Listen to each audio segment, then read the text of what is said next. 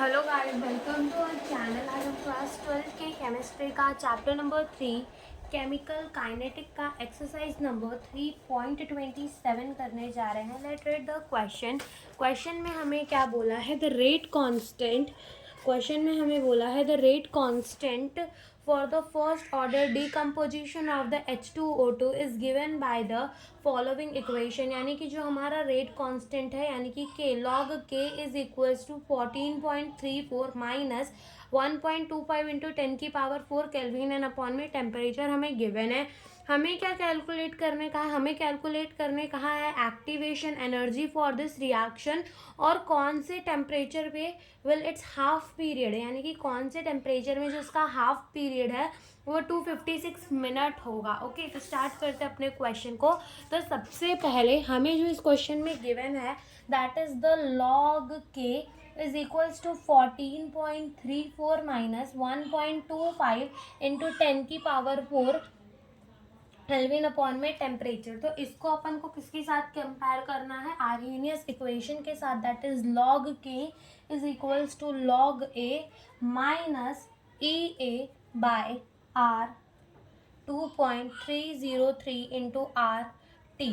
ठीक है, अब यहाँ से हम कह सकते हैं कि जो अपना ई ए अपॉन में 2.303 आर टी है वो किसके बराबर है? 1.25 इंटू 10 की पावर 4 अपॉन में टेम्परेचर के बराबर है। टी से टी तो जाएगा कट।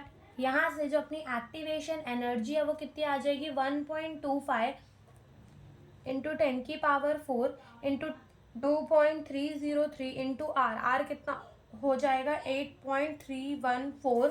तो यहाँ से जो अपनी एक्टिवेशन एनर्जी है वो कितनी आ जाएगी? हमारी एक्टिवेशन एनर्जी आ जाएगी 23.93 इंटू 10 की पावर 4। ओके, और हम इसे कैसे लिख सकते हैं? हम लिख सकते हैं 239.3 इंटू 10 की पावर 3, या फिर हम इसे ऐसे लिख सकते हैं 239.3 किलो जूल पर मोल। तो ये हमारी क्या आ गई? एक्टिवेशन एनर्जी आ गई। अब हमें क्या बोला है कि हमें वो टेम्परेचर बताना है जिसमें जो हाफ लाइफ रिएक्शन की हो वो 256 मिनट हो। ठीक है, तो for the first order reaction के लिए जो अपना टी हाफ है वो कितना होता है? वो टी हाफ हमारा होता है 0.693 अपॉन में के बराबर। तो यहाँ से के निकाल लो। हाँ ठीक है, तो के निकाल लेते हैं। तो के किसके बराबर हो जाएगा? के हो जाएगा 0.693 अपॉन में टाइम के बराबर। तो यहाँ से 0.693 अपॉन में टाइम हमको कितना गिवन है? 256 मिनट गिवन है। ठीक है, तो 256 इंटू इससे 60 से मल्टीप्लाई कर दो ताकि ये किस में हो जाए? सेकेंड में।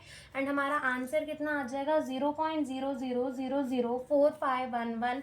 और हम इसे ऐसे भी लिख सकते हैं 4.5 इंटू 10 की power 1 2 3 4 and 5 minus 5 second inverse. तो ये क्या आ गया? हमारा के आ गया। जब अपनी जो हाफ लाइफ है रिएक्शन की वो कितनी है? 256 मिनट्स, या फिर कह लो कि 256 इंटू 60 कर देंगे तो उतने सेकेंड्स है। ओके, तो ये हमने के निकाल दिया। अब ये वाली मान लो कि जो सबसे फर्स्ट इक्वेशन हमने लिखी थी जो हमें क्वेश्चन में गिवन है वो 1 है। ठीक है, अब क्या करना है हमको? के की वैल्यू हमें के की value put the value of K in the equation number 1। Equation number 1 के अंदर value of the K put कर दो। तो देखो लॉग है, फिर के की वैल्यू अभी हमने क्या निकाली? 4.5 इंटू 10 की पावर माइनस 5 हो गई। ठीक है, is equals to 14.34 minus 1.25 into 10 की पावर 4 डिवाइडेड बाय टेम्परेचर, और ये टेम्परेचर ही हमें निकालना। नाउ लॉग 4.5 क्या हो जाएगा? Minus 5 is equals to 14.34 minus 1.25 into 10 की पावर 4 डिवाइडेड बाय टेम्परेचर।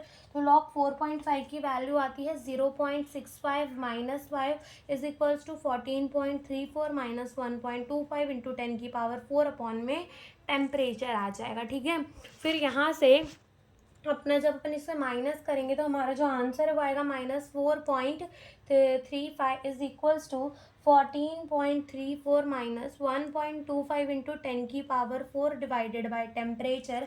इधर से इसे यहाँ ले आओ 1.25 इंटू 10 की पावर -4 अपॉन में टेम्परेचर इज इक्वल्स टू 14.34, और ये हो जाएगा प्लस 4.35। यहाँ से जो अपना आंसर आएगा वो हमारे क्या है 1.25 into 10⁴ divided by temperature is equals to 14.34 plus 4.35। जब इन दोनों को अपन प्लस करेंगे डिवाइडेड बाय टी, जब हम इन दोनों को प्लस करेंगे तो जो हमारा आंसर आएगा वो आएगा 18.69।